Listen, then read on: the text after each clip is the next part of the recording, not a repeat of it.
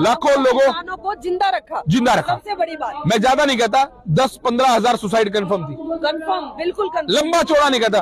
15,000 आदमियों को जिंदगी देना, 15,000 आदमियों को जिंदगी देना अगर देशद्रोही है तो फिर मैं अक्सर कहता हूं कि सबसे पहला देशद्रोही मैं हूं, मैं इनके साथ खड़ा हूं। पता है एक बरवाला का आश्रम था, जब वहां से जाता हूं तो कहानियां है, भाई साहब अंदर मैं गया नहीं, लेकिन फिर भी अखबारों ने इनके लिखा, ये लोग तो नहीं लिखते ना।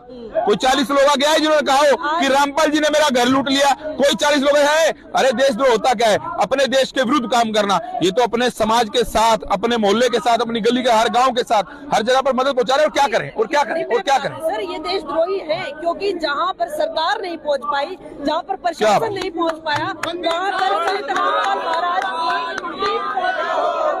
मुहिम पहुंची, तो ये वाकई में देशद्रोही है। क्योंकि भाई उनके ऊपर बड़ा सवाल जो खड़ा हो गया कि आप अपनी जनता की सेवा नहीं कर पाए, जनता को जो है जो उनको जरूरत का सामान था वो मुहैया नहीं करा पाए, वहाँ पर मुहैया करवाई तो अन्नपूर्णा मुहिम ने। अरे सरकार ने माना है, सरकार ने माना है, सरकार ने जाना है, खड़े होकर सदन में एक आदमी कह रहा है कि जहां पर नहीं पहुंच पाए सरकार, वहां पर पहुंचे संत रामपाल।